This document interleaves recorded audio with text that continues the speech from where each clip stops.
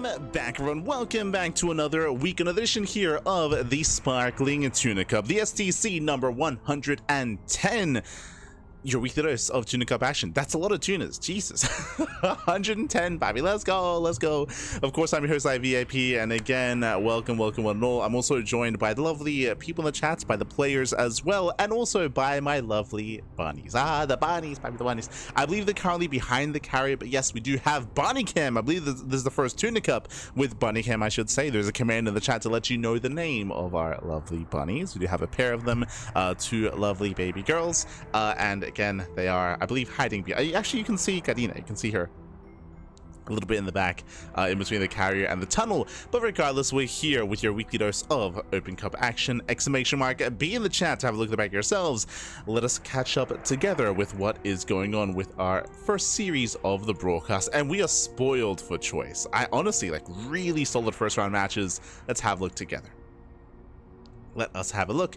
So heading on over here, we do, our bracket is spilling over a little bit, but we do have initially Ragnar versus Microflex in the initial round. That leads into Hero in the next round as well. Sorry, that's oh, that's it. Micro Life. That's it. I keep saying Micro Life X. That's it. But we have Ragnar versus Micro Life. Winner goes up against Hero in the next round. We have Nickrat versus Mixu. We have Ryung versus Ledlix. Skilless versus Replicant. Beyond waiting for the winner of Hacker's Top and Coral Viper. Gerald up against GgMaChine. Solar waiting for the winner of Triple and Menos. And we have Christiana versus Art.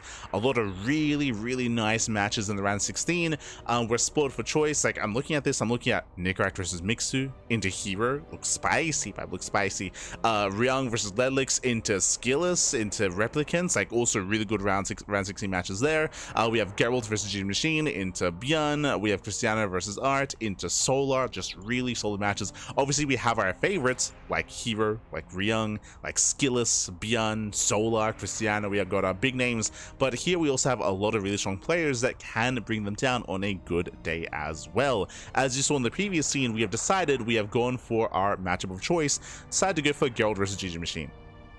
I had a really hard time picking. I do think that the potential Nickrat versus Hero match is going to be really good in the quarterfinals, but the first round match of GgMaChine and Gerald, I feel like is going to be a lot closer, and I do really want to see how GgMaChine has been looking in the latest patch. I haven't casted him, have not casted him on the latest patch, so I'm curious to see how he's performing and how he's handling himself in this matchup. I know that he's been improving a lot in recent times. He's a very young player and has been improving so much in the past year of play, and has been on that constant rate of improvement, has been on that grind, and it's been showing in his results for sure. And Gerald, of course, is a more established player. Gerald coming in as the favorite player, but I can see GgMaChine bringing him down. Likewise, like Christiana versus Art is going to be really solid, leading into Solar as well against Skilless, Replicant, Ryung, Ledlix. Also really good match. Like, I don't think there's really a wrong choice here. I just wish I could cast more than one round 16 match, to be honest. Like, a lot of really good matches are taking place. Best of luck to everyone involved. Best of luck. So lucky, baby. Like, I'll be honest, like, this is a harder one to pick compared to, like, I don't know, Wardy TV Mondays or Pegasus Cups, to be honest. I think we're very lucky. We're very fortunate in that respect. I mean, well, oh, there's Chi-Chi. She's having some pellets. Oh, as here we go.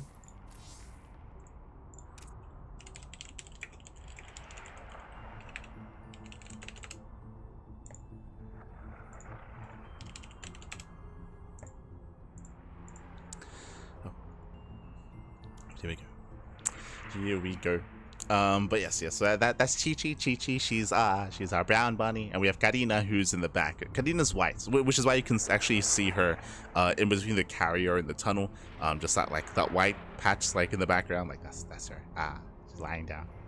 Beautiful, beautiful. Oh, what do we see? Oh my god. Just catching up in the chat. Catching up. Yes, Bunny Cam. Yeah, see Hacker's Top. Lovely. Yes, But Vita's on the way. Also, before I forget, I should emphasize as well that this is going to be our last TLMC21 edition of this tournament. Again, the Team Liquid Map Contest 21 voting has concluded, I believe, or it's closing as we speak, like one or the other. But it is wrapping up, so this is going to be our last opportunity to showcase all these maps. Then following this, next week, we will be going back to a ladder map pool, but incorporating 4 additional TLMC maps. So it's not going to be a full TLMC map pool, but we'll be adding some maps regardless and replacing them. Like we're probably going to be getting rid of Ultra Love, getting rid of Ley Lines, of course. Those are the 2 oldest map in the map pool, so we'll be getting rid of that next week. And we'll also be most likely switching out Last Fantasy for Mothership, and we'll be switching out 1 other map as well. Maybe Torches. We might switch out Torches. Or even one of the larger maps. We'll see. We'll see. Right, I think we're getting rid of Magnatha. I think Magnatha is going to be removed for another map instead. So that is the plan. Oh, there you go. 20 hours left. There you go. So yeah, so you still have a chance to vote. You still have a chance. You still have that opportunity. Otherwise, looks like vetoes are done, and we're getting into game one. Game one, is going to be on Winter Madness. Okay, bold move to allow this map through the veto process. I will say that. Bold choice. As this is one of the larger maps of the map pool, and I do favor Gerald coming into this, but we'll get into it. We'll get into it. Oh, also Indy's going to be joining us. Let's go. Let's go.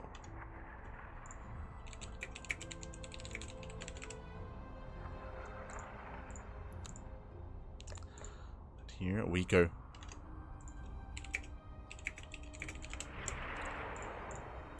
As looks like, yep, the vetoes are done, and we're getting into game numero uno.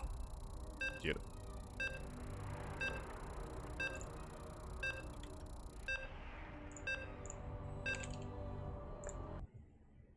I'll message Indy after this as well.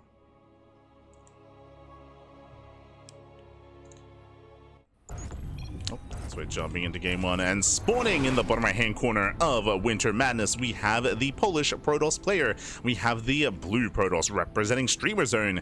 It is Gerald. And spawning in the top left hand corner, we have his opponent. We have the green Zerg player. We have the green Zerg himself. It is GgMaChine. And if you're in the chat, you know what time it is? It is Gamba time. Predictions are open. Place your bets on who you think will claim the series. Best of luck in the chat as we get into our Zerg versus Protoss matchup, our ZVP. Here we go. And again, welcome one all to Winter Madness. Winter Madness is one of the larger maps in the TLMC21 map pool. You do have a much more secure 3-base setup. You have your natural, you have your 3rd base as well. The ramp is a little bit further out in between the natural and the 3rd, relatively narrow, also high ground as it is a ramp. Coming into on the right hand side, we have more narrow ramps here on the right and a narrow entrance here on the right hand side as well. It is pretty easy to set up on your initial 3 bases. The 4th base is likewise more secure, expanding here on the right hand side. Then with your 5th, you do push forward. You push forward here towards that 5th expansion, and we'll see if we can get that far. What I will say is that I do think that this map does favor more defensive play, especially on your initial 4-base setup. Pushing towards your 5th base can be a little bit more arduous, that is true, but your initial 4 bases are all you need to max out in this matchup. So I would say that the onus is going to be on GgMaChine to stop Gerald from turtling, from defending, and from building up into a longer and later game, which is where Gerald does thrive. So our eyes are going to be on GgMaChine. When it comes to aggression, when it comes to all-ins, we have seen a rise in popularity of Baneling-based all-ins in the latest patch, especially with the change with the buff to the Baneling, with that added extra HP. That does mean that it does survive an extra tick of damage from the Storm, and Storm damage has been reduced as well in the most recent hotfix. So because of that, Ling Bane may still be able to break through siege lines and break through storms to be able to engage with the army and collapse on the High Templar. But we'll see. I'm getting ahead of myself. That's all like theoretical more than anything. We have yet to really see too many successful Ling Bane all-ins. Not yet.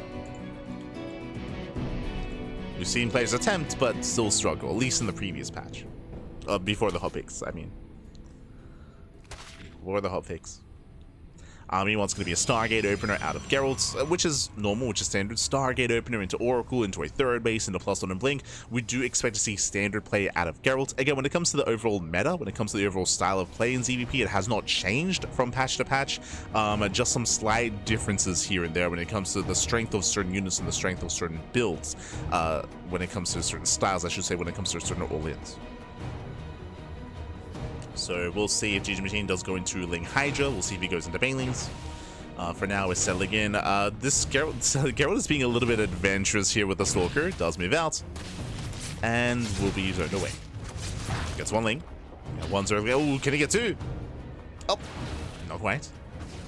Gets one Zergling so far.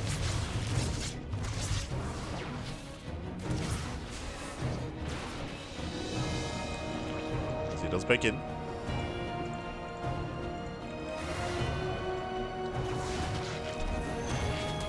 Back in, Adapter will be recalling back home. Does recall away. Will be saved. And again from here, Gerald is establishing his base, Adapter getting in position. GgMaChine, he's going to be moving out across the map. This is not a big investment. Not at all. Just a handful of Zerglings, and Gerald, he should be fine. Should be fine, should be able to defend. Should be secure. Meanwhile, Twilight Council follow-up here out of Gerald. That is an early council. Okay, it's also not hidden, it's a part of the wall. Interesting.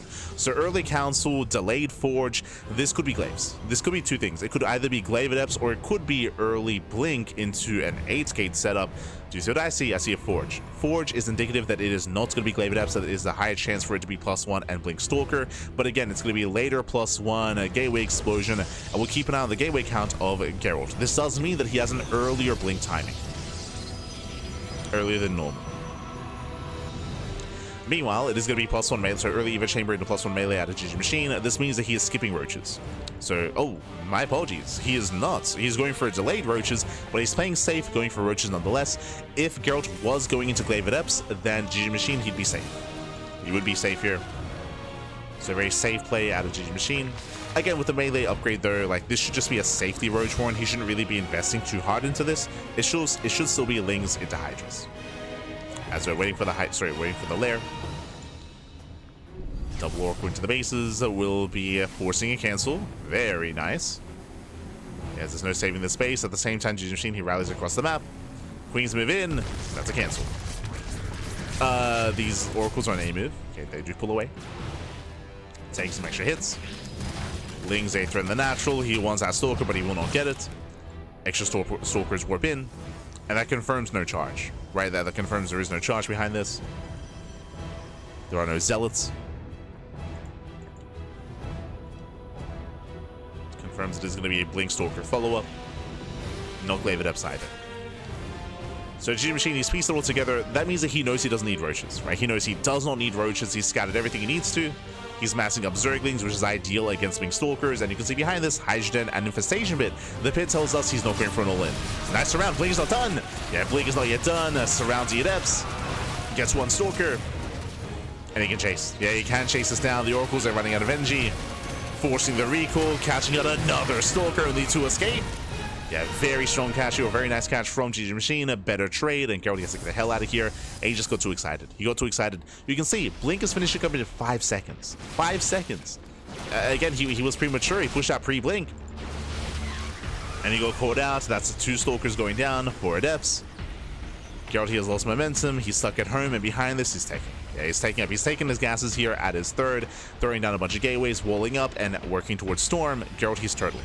So from here, he's looking to turtle up, looking to build up back at home. Meanwhile, GgMaChine, he is free to drone, to saturate, and to take up into Lurkers. Seeing the Infestation Bit was indicative that we're going to be droning up to 80, taking up into Hive, and going into Lurker tech.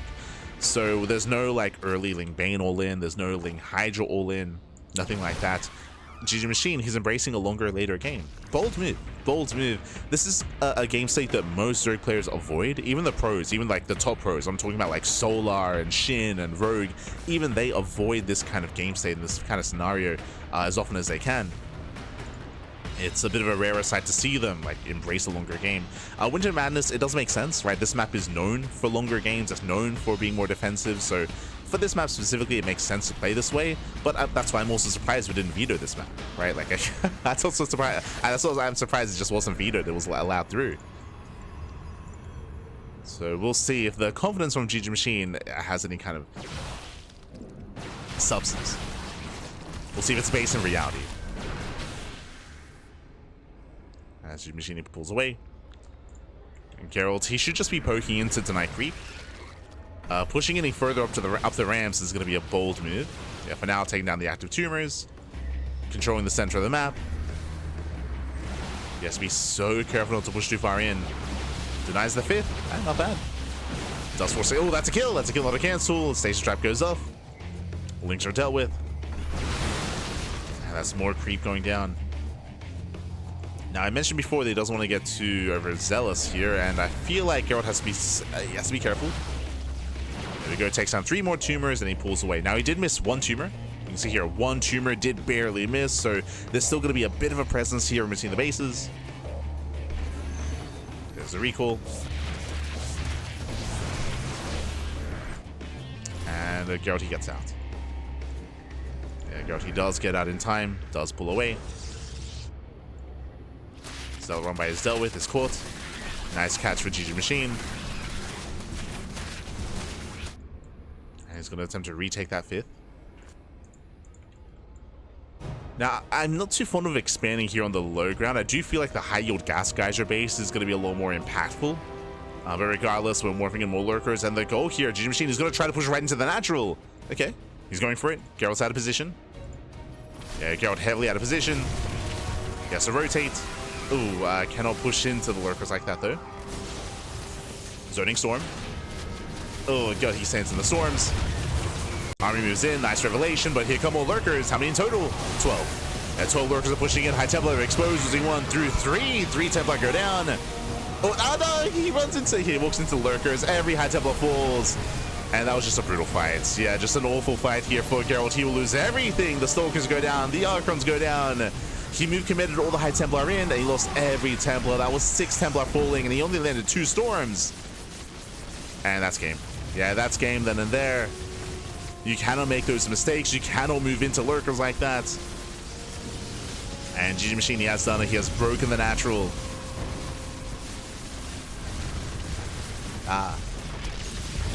Templar, look away, Pappy, look away. Gerald, he was working towards Tempest, and again, just caught out of position, miscontrolled his main army, and there's no stopping this. Not anymore. As GgMaChine has successfully broken the natural. From here, he can rally towards the 3rd base. He has essentially cut Gerald off. As he's running out of lurkers, okay, so he has to back off, rebuild those lurkers. Tempests are building up, which is nice, don't get me wrong. There's a mothership, there's a cloak. But this supply isn't there, right? The army supply here just is not there for Gerald. Doesn't really have much to work with. He has 2 Templar, soon to be 2 Storms. And GgMaChine can just rebuild. He can just rebuild, remax, keep going. Didn't really rebuild too many lurkers, unfortunately, but despite that, there's the first Storm. Storm zones. I just a lunge in. Ooh, very nice storm in the lurkers. Jesus. But the storm doesn't quite kill the lurker. I mean, hey, that's the latest hotfix. Reducing some of the damage of the storm. Lurkers, they survive. And Gerald, he's stabilizing. Okay. I mean, I was certain that GgMaChine, he could break through, but I mean, he did decide not to morph in lurkers. Finally, 7 lurkers morphing in. These lurkers are late. They are late lurkers. GgMaChine, he tried to end it early. I mean, the Zerg player still has momentum, but Gerald, can he stabilize on 4 bases? I mean, hey, with 4 bases, you can do anything. But oh, he has to maintain the 4 bases. Is the thing. That's going to be 9 probe kills. 9 probes go down.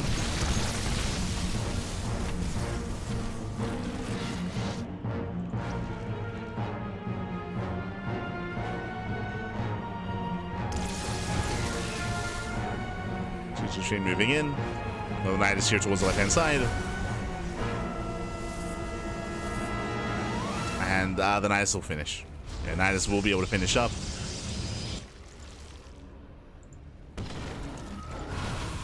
Unfortunately, nothing inside. No unload.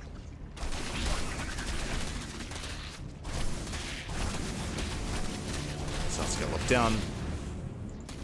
Another Zealot run by the right-hand side is spotted here by GgMaChine. Spiders are ready. And Gerald, he is maxing out, that is true. GgMaChine, he's working towards Corruptors. No spellcasters yet. Gerald, he's recovering. He's not there yet, but he's getting there. The downside, of course, is that he had to burn through his bank as well. Like, his bank is not quite what it should be in this kind of game state. So the bank isn't there. GgMaChine can always take an inefficient fight and remax. But this is also the power of Winter Madness. Despite losing the bank, I mean, he was broken. Like, he was dead in the water. But it is so difficult to break a 4-basing player here. And once Gerald has stabilized, once he's able to keep up with the rotations, I mean, he's turtling well. Okay. And to be honest, he is starting to outscale GgMaChine. Now, when it comes to the army here, we have too many Hydras. We have 18 Hydras. Ideally, you want to be morphing the Hydras into Lurkers, peeling them off, or just slowly like getting rid of them, getting into more of a Corruptor-based army, into Broodlord Infester. But right now, I believe there are 0 spellcasters. Yeah, there's no Vipers, no Infestors. Gerald, he has produced a superior army. It's not perfect, not by any means. Like, he still, I mean, I would say he's still lacking some Archons. He only has 3 Archons with his army.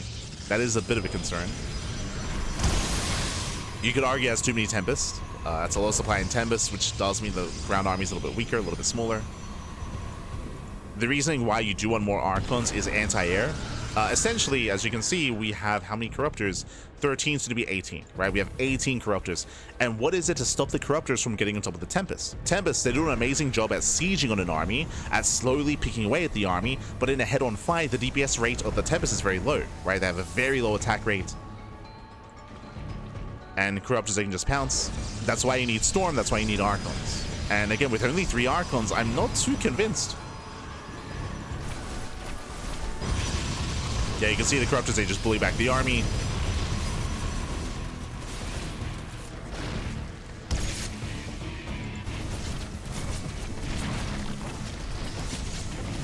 So Gerald, he has to respect those Corruptors quite hard. Respect the Corruptors. Again, there's still only 3 Archons. The High Templar Storm does help.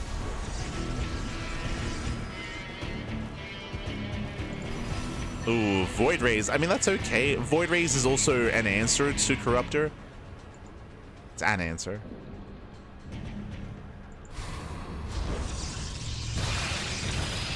It's not amazing, but I mean, it is better than nothing. Corruptors are good for the base. At the same time, laying Hydra on the right-hand side. Knocking down the side defense. Gerald, he's out of position. Where are we going? Yeah, he's stuck in between the armies. The base goes down. And Gerald, he'll lose both. Wow, he'll lose both expansions. Yeah, Gerald completely out of position. Storms, he's doing away. In a head-on fight, Gerald, he will crush this, and yeah, he does. Shuts down all the Hydras, the Lurkers. Corruptor's going for another expansion. And Gerald, he's just pushing. Jesus, that's a lot of cannons. A lot of cannons on the way. Gerald is pushing out. Gerald, I believe he does have a recall. Yes, okay, so he does have a recall. So he can poke in, kill an expansion, then get out. He has only 2 High Templar with this army and only 1 Archon. Like, again, the anti-air is almost non-existent. He's got 1 Archon and 2 Templar, and then no Void Rays, not with this army. Yeah, Lings, they go for the side defense. Gerald, he's out of position. He's racing over. Archons are getting picked up. And we'll see if GgMaChine can deal with this Tempest army. But now just takes down another expansion. Another base falls. Yo, he needs a fifth. I mean, he needs bases, just period. Like, ay, ay, ay.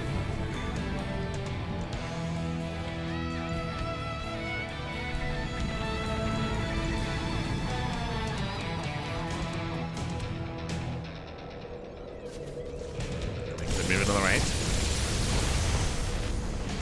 Ultra production has begun. Let's go. We spoke earlier about GgMaChine still yet to perfect his army. Like, he's getting there. Getting into ultras, that's going to be the answer to the crown army. Still plenty of corruptors. Takes down another expansion. And Gerald does the intercept. He does. Very nice catch. Oh my god. Yeah, nice catch. Getting, what, 3-4 corruptors. Corruptors going down. We have how many? We have 18, soon to be 11 more on the way. 29 corruptors. That's a lot of corruptors back.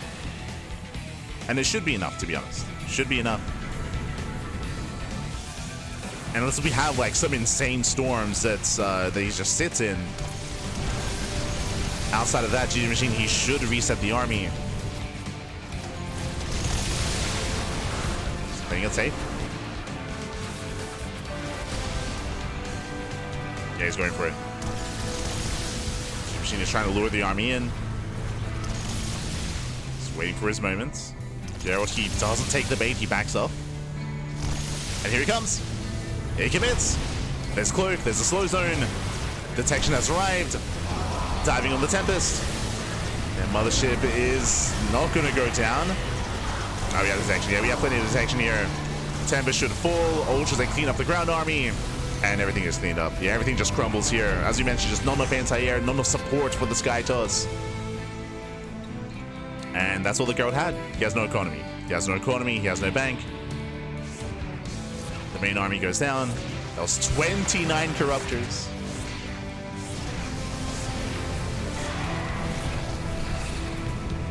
And again, Gerald, he had one Archon with his army. He had 2 Templar. Like, there was just no support. No support for the Tempest.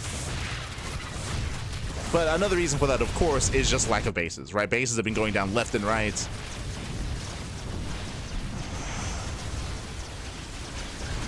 Gerald has been unable to defend his fourth, his natural. Storms popping up.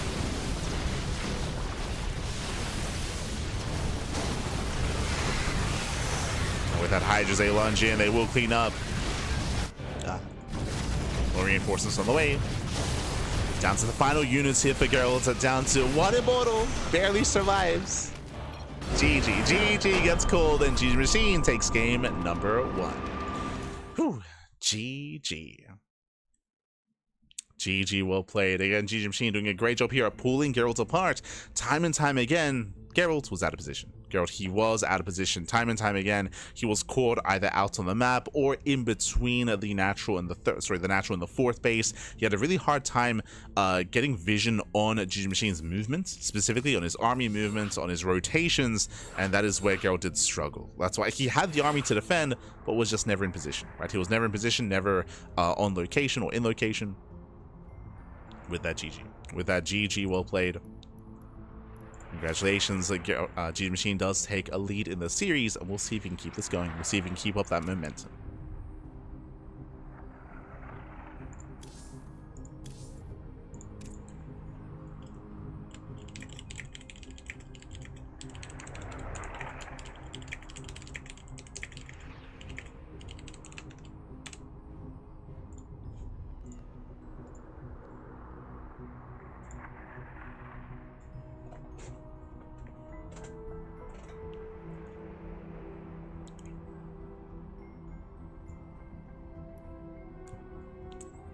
Here we go. Okay, Karina. She's scouting. She's on top of the world. Let's go. True. It's catching up in the chat. Let's go, GgMaChine. God damn.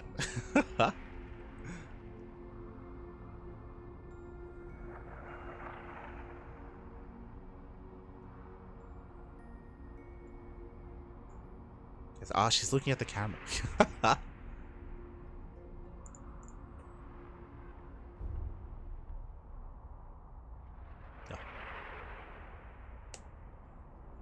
Where's Chi-Chi?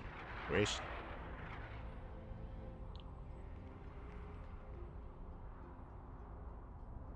For those that are curious, once we wrap up the cast, then I'm gonna let them out. Let them out. I feel seen. Oh, there she is. Ah, hello, Chi-Chi. They're both on top of the carrier. Ah, beautiful.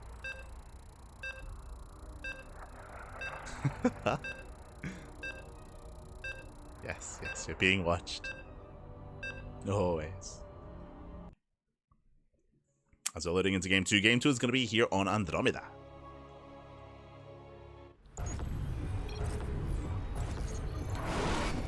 And spawning in the bottom left-hand corner of Andromeda, we have the green Zerg player, himself, leading the series 1-0. It is GgMaChine. And spawning in the top right-hand corner, we have his opponents. We have the Polish Protoss player. We have the blue Protoss representing Streamer Zone. It is Gerald. Here we go. And welcome one all to Andromeda. Andromeda is one of the more aggressive maps in the map pool. Much more aggressive, shorter rush distance by ground, and not just shorter rush distance, but a very direct rush distance as well. From third base to third base, not much room whatsoever. All-ins will be hitting very hard on this map. We've already seen said all-ins on Andromeda, and we'll see if that trend continues on this map. We spoke about how Winter's Madness is more favorable towards longer and later games, and we saw that. We saw that both players did max out. We did get to experience the late game over on Winter Madness. Meanwhile, here on Andromeda, it is another snow map, that is true, but again, a much more aggressive map instead. Your initial 3-base setup seems much more secure here. You have your high ground natural, we have our third base as well, relatively narrow entrances, but they can be opened up with these rocks, and again, it is the distance that is the biggest concern. I can definitely see German taxis, 3-base all-ins from the side of Zerg working quite well on this map. We'll see if GgMaChine does embrace that. We'll see if he likes that, right? Last game, he was more than happy to embrace a longer and later game. He might do that again. We'll see. Our eyes, or at least my eyes, are mainly going to be on GgMaChine. I do expect to see more of the same out of Gerald. To go for a Stargate, into a third base, in towards the mid to late game. Is what we're expecting. See Rabags in the chat. How old are they? Yeah, we do have command. Which has at least a brief introduction to the bunnies. Very brief. Let's spy on them. Bam! Ah, there we go. Is she jumping? And it is still chilling on top. Oh, beautiful. Beautiful. Nice jump.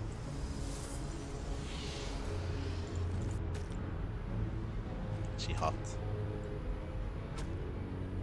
For now, though.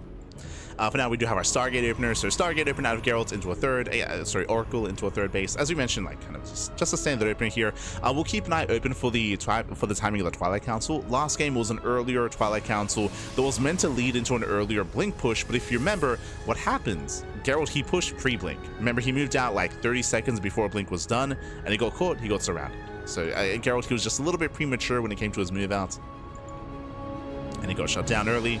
That's when GgMaChine gained map control. As we are investing into an extra wave of wings.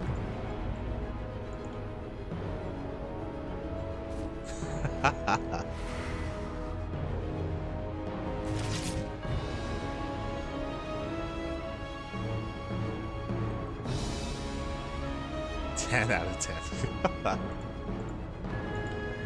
For now. Gerald, of course, 2 adepts taking one-shot workers, taking one-shot drones. They head into the natural, and they will threaten the mining. They do deny mining, I should say, but no more than that. In the end, it does shade away.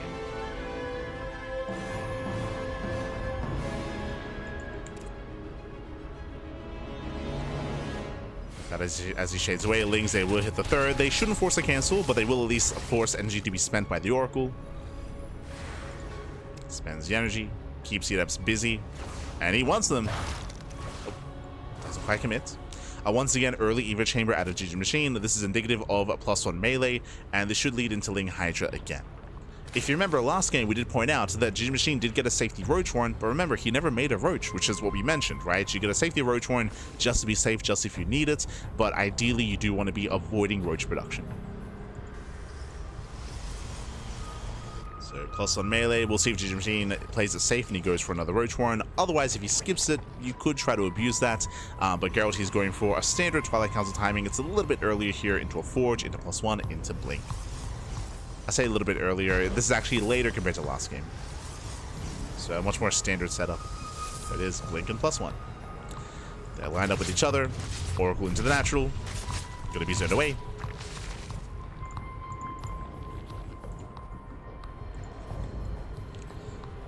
Will be zoned away.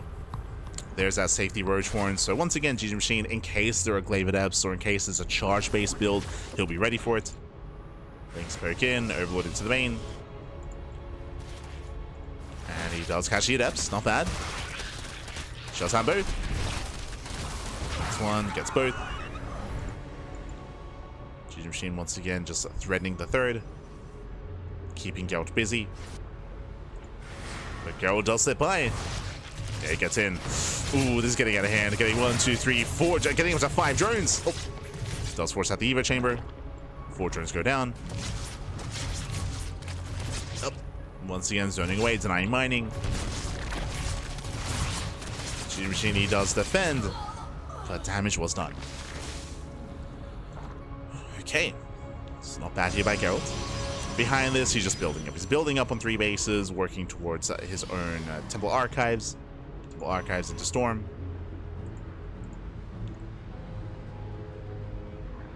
From the side of GgMaChine, we're waiting to see if he does run up his 4th base. For now, he's getting up to 3 base saturation. And the answer is he is taking up Infestation Bit just like last game. So if you remember, I posed the question, hey, all-ins will be hitting harder on this map.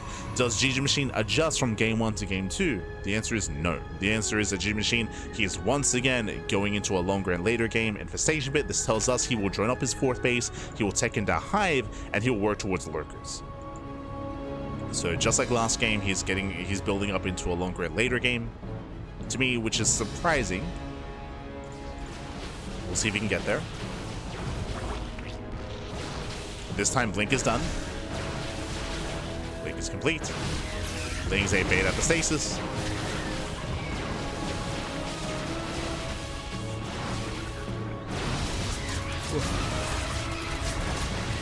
That's good. He trades well.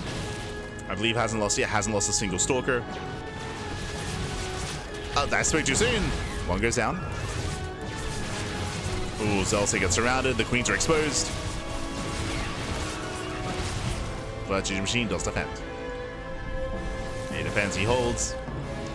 Does force the activation of the Pulsar Beam. Ooh, queens are exposed though, losing another queen. Oh.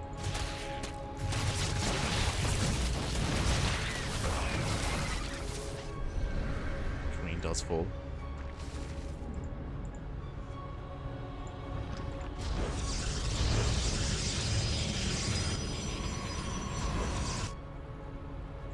Off, and Gerald, he's now establishing his 4th base.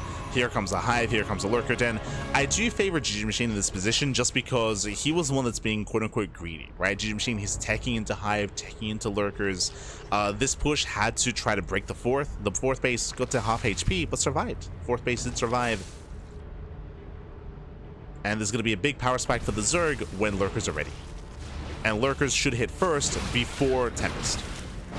There's that fleet beacon, and it's similar to last game if you recall, where GgMaChine, he was able to strike with his Lurkers, get in between the bases, and break Gerald early. If you remember, I thought that he was just going to win then and there, and he did cripple Gerald, but Gerald, he stabilized, or he survived from there, which was quite impressive. But we might see something similar here. Storm is ready though. Ooh, nice zoning. Hydra's zoned away. 4th base does go down. 1 extra damage. Yeah, the Storm is brutal. Oh my god. So many Hydras fall. Runs through the Storm. And GgMaChine trying to make a stand. Trying to, but again, did lose the 4th. Has to back off, going for the center expansion with a high yield gas. GgMaChine's economy is a little bit lackluster, but the high yield gas geyser will help.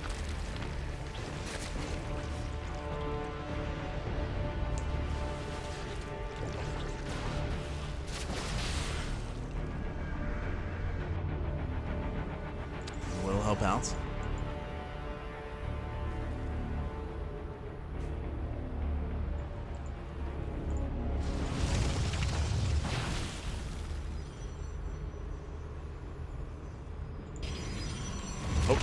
Nice positioning here. As we do see, lurker range is about to finish up.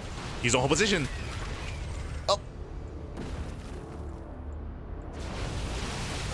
GgMaChine pushing in towards the bases. Storm is ready. A massive storm on the leg. Oh my god. 70 links go down. And now he's going for the northern base. Sorry, the high ground expansion. Takes down the Nexus. At the same time, Zealot base coming in. Forces back GgMaChine. He's racing back home. The lurkers are still in hold position, by the way. Oh, no. Does get activated. It does activate. Going for the Templar. Ooh, doesn't quite get them though. Nice storm. And nice storm. 11 drones went down, but once again, this center base is going to fall. Denies center expansion. And again, from here, we can just push straight into the third. How many Templar left? 6. 6 Templar.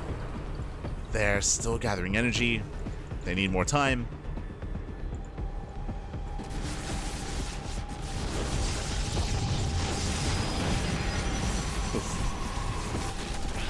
This also do cause distraction. Nice snipe on the lurkers. He holds, he defends. GgMaChine, his economy is still lackluster, still only on 72 drones. Yeah, the drone count is still very low. I mean, the reason for that, the run-bys. The Zealot run-bys time and time again. They've been killing drones, and GgMaChine has been a little bit lacking when it comes to replacing them.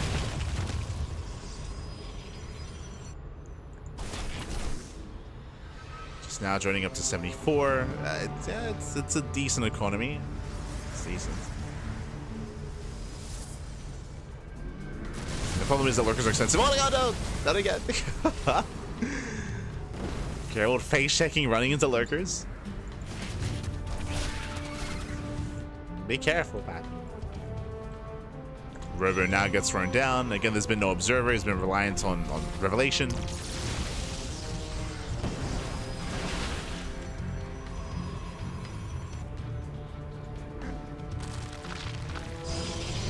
Been checking with his face the entire time.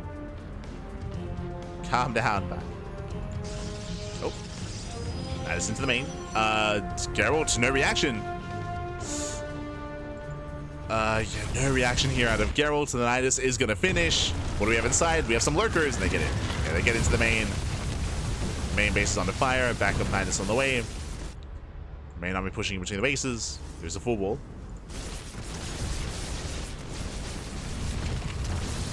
They gain the high ground. And the main army is pushing in. Yeah, here we go. We have links towards the left-hand side, baiting out storms. Hydras through the center. Going for the gateways. Yeah, it does knock some of them down. Gateways are falling. Lurkers are not quite out there getting cleaned up. Still one lurker here in the main. Still causing a distraction. And now, a concern that I have here is that GgMaChine, what are we remaxing on? He does permanent supply. We need more lurkers. Okay, 14 corruptors. Corruptors are in production. We're down to 6 lurkers.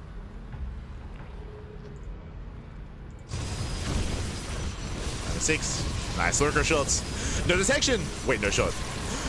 There we go. Observer now arrives. Delayed detection. Lurkers are trading well.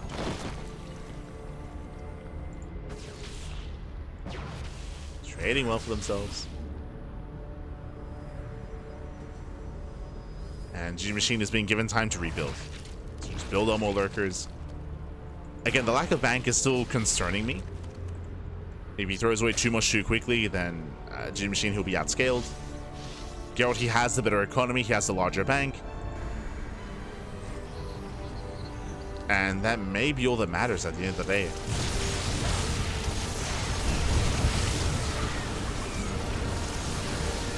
Yo, he has a more efficient main army. It was once again no detection. No detection. Late revelation. Oh my god. How much was that? Jesus. I want to say that was 3 Templar on most of the Stalkers. Corrupt as they go for the dive. Mass Storm. Jesus. He stands in the storms. Oof. Corrupt as they stand in the storms. Corrupt as they get shut down. Okay, messy fights from both sides. Gerald, he stands in the lurkers on the right hand side. Meanwhile, GgMaChine stands in the storms. We're standing in everything. Which, but what's important, Tempest survived. True, like the Tempest did survive. Gerald, he's still maxed. And again, GgMaChine, he doesn't really have much of a bank. Yeah, this might just be too much. Gerald, he's pushing in. Zelt's on the right, they take down the base. And remember, this entire game, we spoke about how GgMaChine has been stuck on a low drone count. His economy just isn't there. He has no bank. Yeah, he has no bank, he has no economy. Lurker into the main, more base is going to be falling. GgMaChine, he's running out of money, he's running out of resources. He's broke.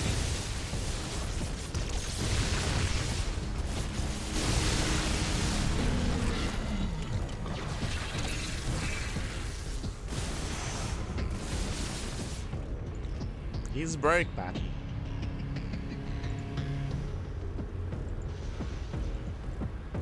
And in the end, it was Gerald who secured himself in 5 bases. Like, he's been very secure in 5 bases.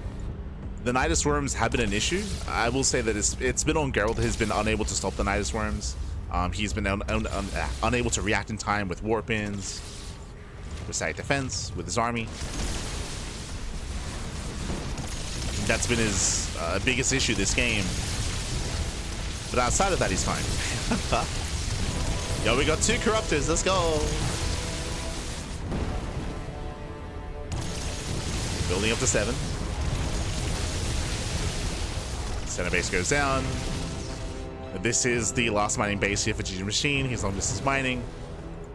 He's running at his natural. He's running out here at his 3rd. Army rotates, and GgMaChine, he can't afford to lose this. But it might just be a foregone conclusion.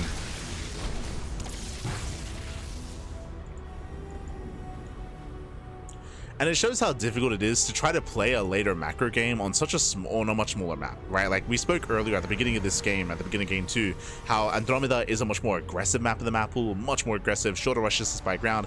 Because that we expected an all-in. We didn't see one. GgMaChine, he played out a longer and later game instead, but it means that Gerald, it takes him so little time to just rotate, to react, to knock down base after base, and pull back home to defend. Like Gerald has been easily like turtling up and settling into his 6 bases. I can't say the same for GgMaChine. It just hasn't been the case.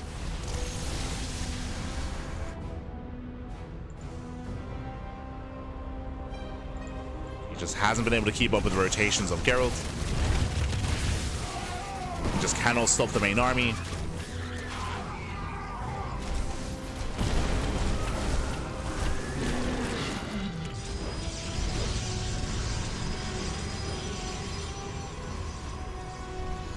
And again, like Gerald's, his bases, they're just so close to the front lines.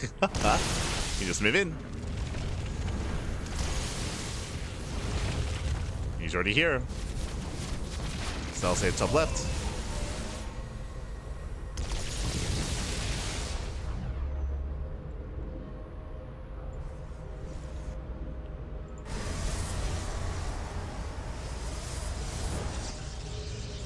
Now, there's one chance here for GgMaChine. If he can take one decisive fight, one big decisive fight, and then just end the game.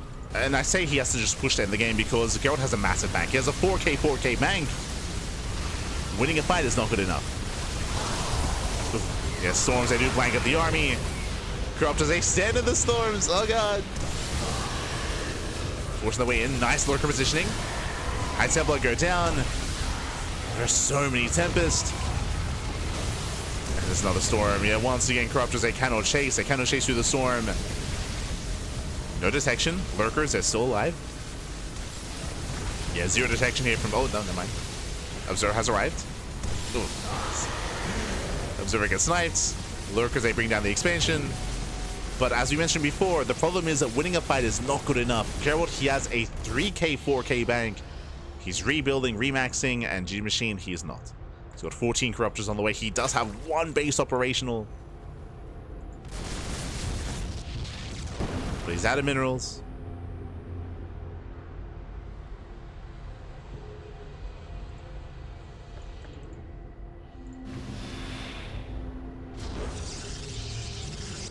So morphing in 5 Archons at a time.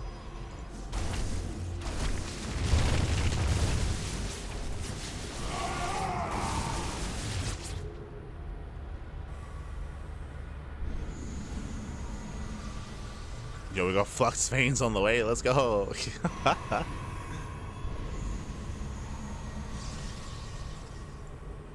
Now this is a supportive army.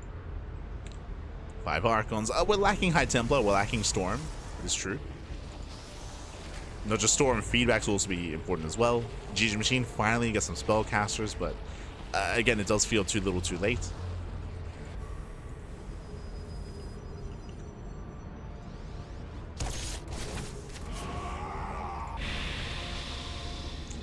Now, technically, if Gerald is passive and if GgMaChine is allowed to take another base and get it fully operational, then maybe he can recover.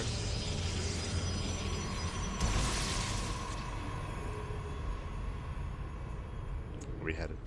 That's 16 Tempest. Jesus. That's an insane Tempest army. I mean, Gerald, he's super maxed, right? He has a super maxed army. What does that mean? Basically, Gerald, he cut workers early. Like, he has 53 probes, so he has a very low worker count, so he has extra supply for an army. Again, he just has a super maxed army. He's pushing in, takes out the base, gets the mineral line. Oof. I was like 20 larvae going down. Jesus. Larva gets annihilated. And Gerald, he can just move in. Unfortunately, he just doesn't know how much of an advantage he has. He doesn't know how small the army is for GgMaChine. Otherwise, he would be a little bit more adventurous.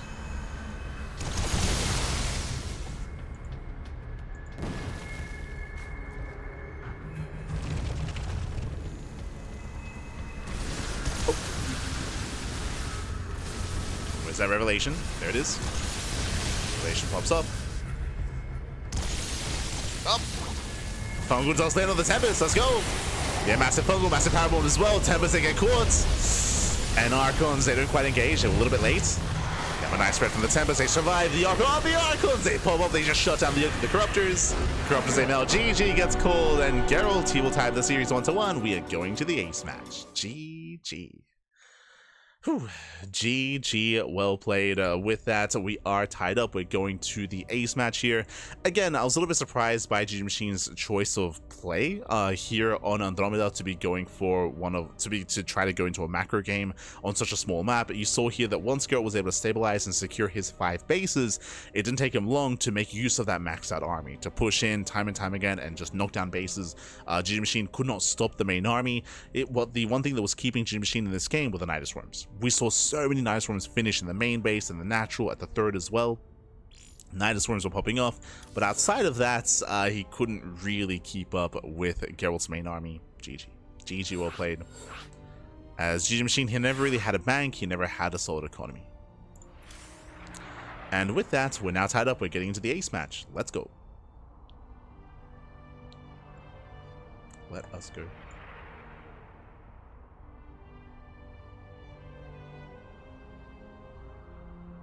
Go. Just catching up.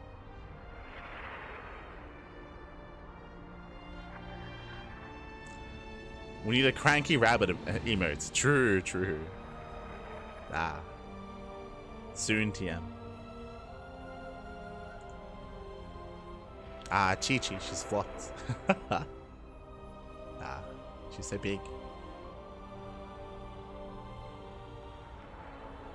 But yes, as there is a command now in the chat, for those that are curious, if you're in the chat, voting is still open for a couple of hours. For around 20-ish hours time, voting is still open for TLMC21, so make sure to get your votes in. Make sure to get your votes in while you can. I do recommend tuning into some of the VODs of tournaments that we've hosted featuring the maps as well. Likewise, I was also one of the main judges for the Team Liquid map contest, so we did actually post a video.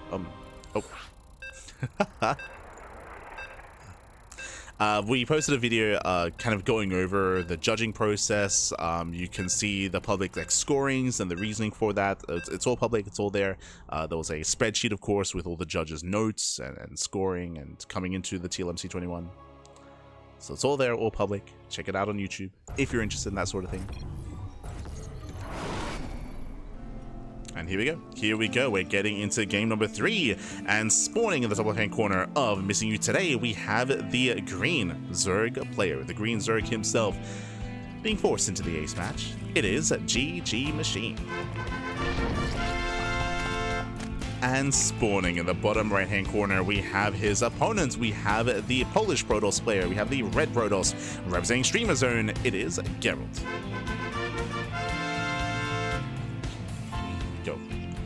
Which chats, I should say, the comment section of the Team Liquid map contest judging video that we made. Meanwhile, a big shout to thank you so much for the raid. Hope you had a great stream. Hope you had a great ladder session. Welcome, bienvenidos. I did see it was a de-rusting stream, but I also saw that you were playing Protoss. De-rusting with Protoss. Shaking my head. But thank you so much for the raid. Hope you had a great time. Bienvenidos and welcome to the Sparkling Tuna Cup. This is our weekly open tournament, and this is the final tournament where we are hosting a full Team Liquid Map Contest 21 map pool. Again, for the past 4 weeks, we've been hosting these events, featuring as many maps as we can because voting is about to close. Voting is closing in 20 hours time, so make sure you do your civic duty and vote. And vote, of course, for which maps you do want in the ladder map pool. So make sure you vote. Get in there, papi. Get in there.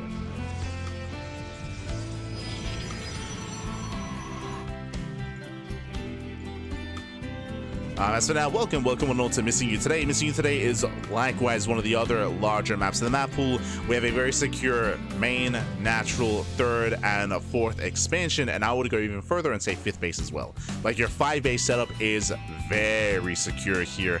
The army rotations defensively are very straightforward as well, going from your 5th base to your 4th base to your 3rd base as well.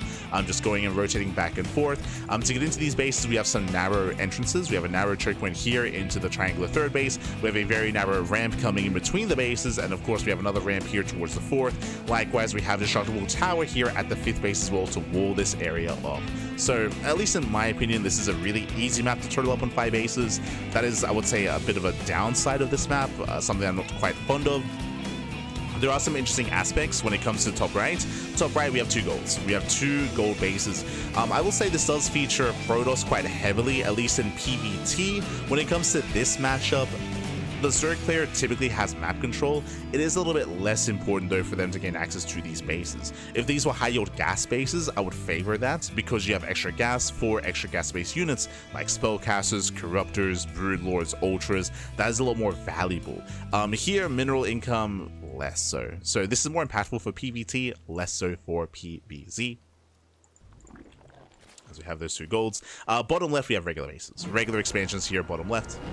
We have some interesting terrain for sure here, bottom left. But the problem that I have, at least theoretically, which is what I put in my judge notes, is that I don't really feel like these bottom left-hand bases will be too impactful and will really come into play, just because of how secure your initial 5 bases are.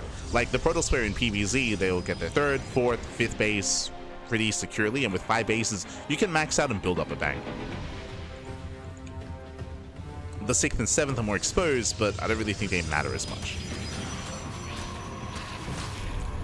Behind this, earlier Twilight Council out of Gerald. This is very similar to the timing. Actually, this is the same timing as Game 1. If you were here for Game 1, you would know that Gerald went for the early Twilight Council into early Blink, into a delayed Forge, into an earlier move out.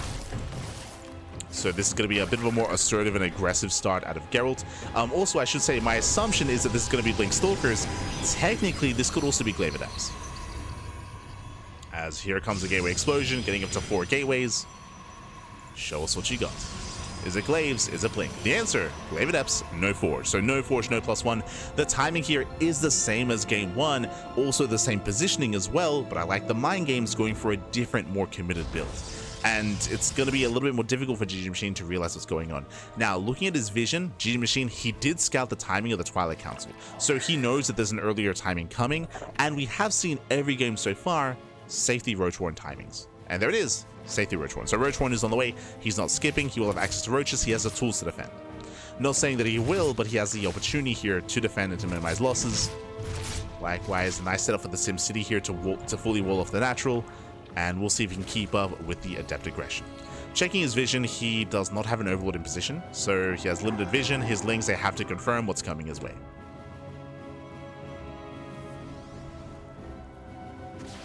Oh.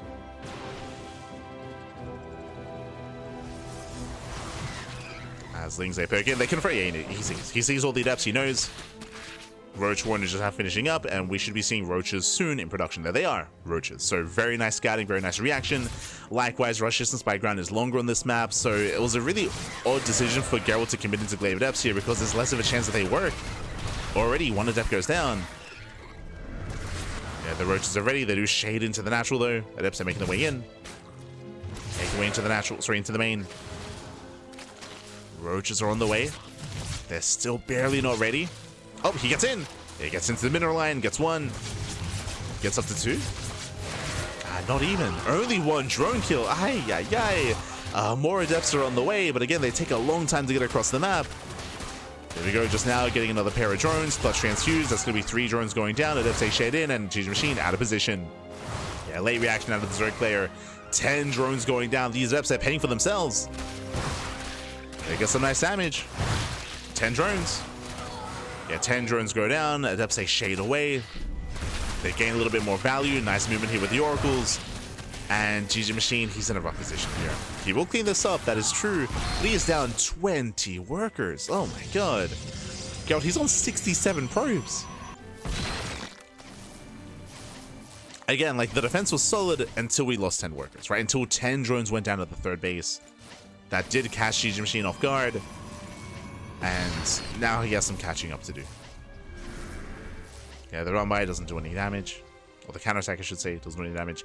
Gerald expanding towards the Zerg. A much more aggressive stance here out of Gerald. Okay. Does push forward. And this means, what does he want to do? Blink. Right, that blink timing. +1 as well. Gerald, he wants to keep pushing. He knows he's ahead. Right, he knows he's ahead. He knows he has momentum. And this is designed to kill. Oh boy. So right now we're just waiting for Blink. Waiting for Blink to finish up.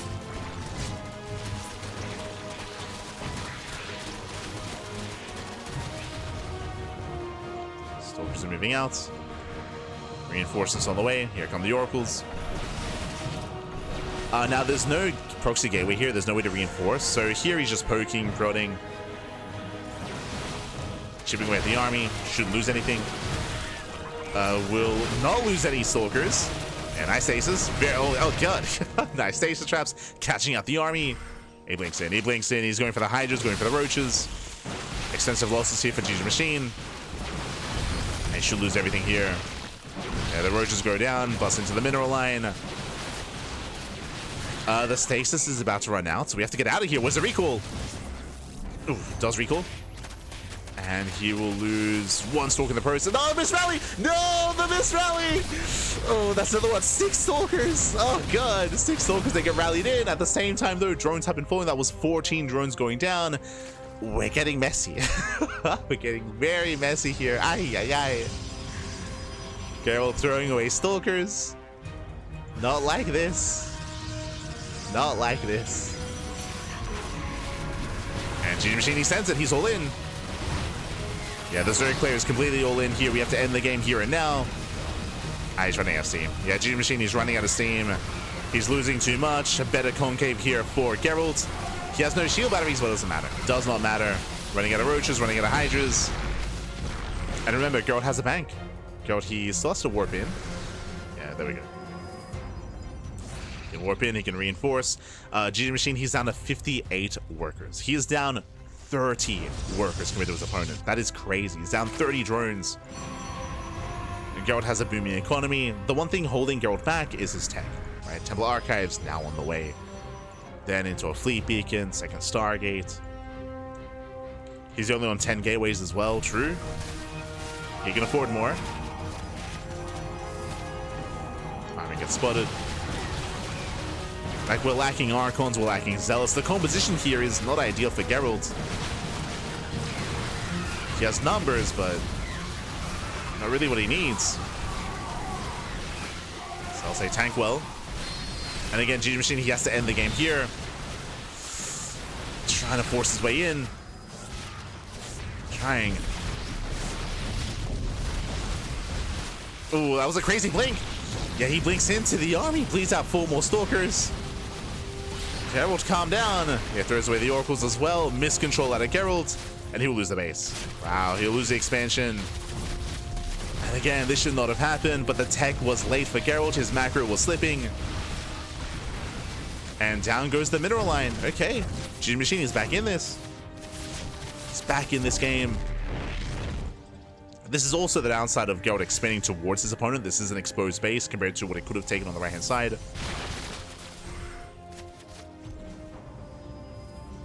So big missteps there from Gerald. GgMaChine is pulling this off. He's doing it.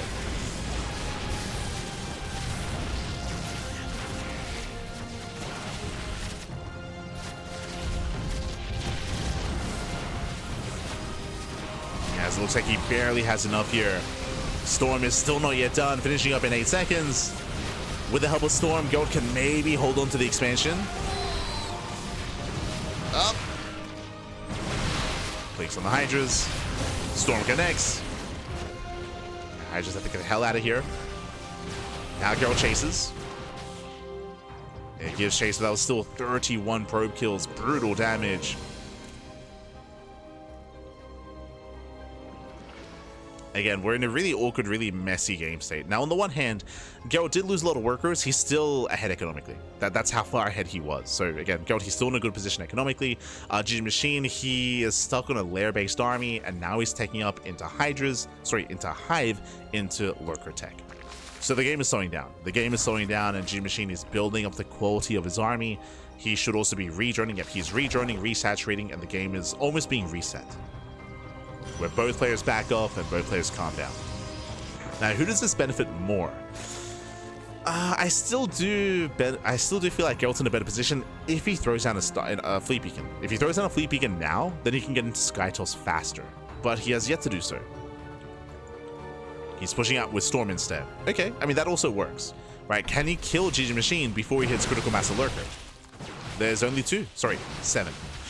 Oh, okay, it's gonna be 7 Lurkers. Lings, they do hit the mineral line. The whole position, oh no! The whole position micro. Catching up the Stalkers. Ay, ay, ay. Not again, baby. Zealots, they do hit the bases, but at the same time, that was 14 probe kills across the map. Oh, that's a kill. That's a kill, not a cancel. Again, we're getting messy. Base goes down, but Gerald, he has now lost his economic lead. Something that he's had for most of this game. Not anymore.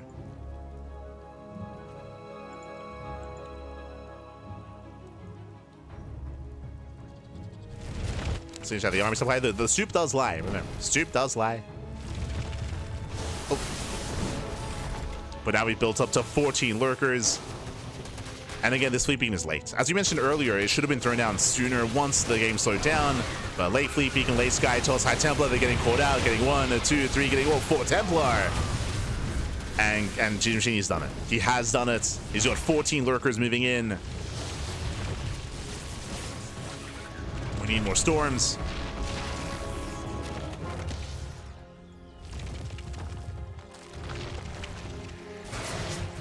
I have to say, once again, get across the map. Nicely done. They get into the mineral line. More drones going down. Gerald, GgMaChine, he does try to race back home. He's being split. And Gerald, can he collapse on these lurkers? They're on their own. Lurkers are exposed. Nice storm. Gets 2. 2 lurkers get picked off. Yeah, he's collapsing in. He's gonna get him. Does collapse in, comes in for a full surround, and every lurker goes down. GgMaChine, he should not be here. Yeah, he overextended. He left the army exposed. He will lose every lurker. Ay, ay, ay. And from 14, we're down to 2. that was 12 lurkers falling. Ay, ay, ay. Down to 2 lunkers. Yeah, storms, they punish the hydras. Brutal storms.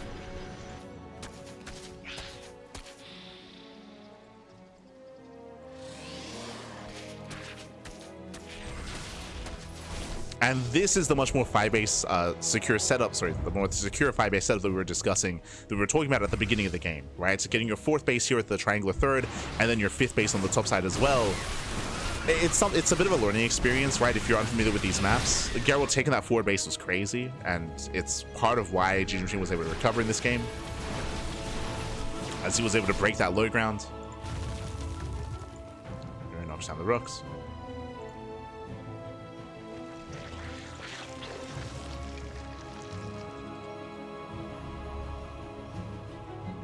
And the Sky Toss has begun. Mothership is out. Lurkers are exposed. Oh, the couple shots go up. That's what 3 High Templar going down. High Templar, they clumped up. And Lings, they hit the northern base. Lurkers, they're pushing between the bases. GgMaChine, he trades well, gets another High Templar. That's what 4 or 5 Templar going down. Lings, they get the mineral line, and GgMaChine, he's pulling Gerald apart. Oh, he's pulling him apart. No detection. Zelts are dealt with. They run into the lurkers. And this is just a messy engage here for Gerald. Bleeding out too much. Yo, can 6 Hydras do it? Sorry, 4. Down to 4, down to 2. Oh, barely not enough.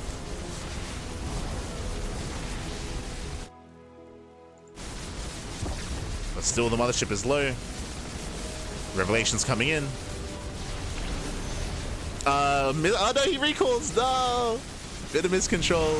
That was meant to be a revelation. Most likely, the hotkey for revelation is the same as recall, and he boxed the units, and yeah, a little bit unfortunate there.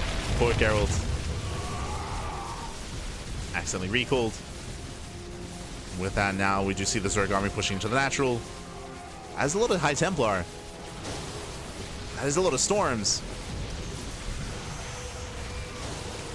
No shot. 0 detection. I just checked. There's no observer. There's no oracle. 0 detection. He can't push into the lunkers. He cannot move in. Keep going, GgMaChine. He's now making his way into the main. Oracle's in production. He needs that oracle for detection. The oracle's halfway done. Halfway done. And hopefully he doesn't lose it immediately to the Hydras. That'd be disastrous. Nice storm. Storm pops up. Lurkers moving in. No! Oh, the Oracle! Oh, the Oracle goes out. Does get the Revelation barely in time. Gets the Revelation off. Thank God. But for the most part, he's done it. Like GgMaChine, he has done it. He has broken Gerald. What a crazy comeback. Gerald had such a strong start. The Glaive Adepts did cripple GgMaChine. It took a lead from there. Remember, he was up 30 probes. He was up 30 workers. But as you mentioned, the macro was slipping. The macro was slipping. He was missing production buildings. He was missing tech. GG gets called, and GgMaChine, he will close back in. He will take the series 2-1. GG. GG, well played again. A very messy series, very back and forth as well. As GgMaChine, he was crippled. He had a really rough start here. The Glaive Adepts did cripple him economically. He was forced into an all-in. As we mentioned, Gerald, he expanded towards his opponents, so he had an exposed expansion. He was up 30 pros, but again, he had a late Templar Archives, which means late Storm, late High Templar, late Archons. He was stuck with almost purely a Stalker-based army for too long. He had the opportunity to tech up. He had the money to tech up, but he just didn't, right? It just kind of fell by the wayside. It was something that was left and forgotten. He was late to tech as a result, and he got punished. He barely got punished. GgMaChine, he broke the expansion, killed 30 probes, and clawed his way back in. it was still back and forth after that, still quite messy, but GG. GG, well played. Whew, hi. And with that, congratulations to GgMaChine, and let's catch up on the bracket. Let's figure out where we are and where we are headed.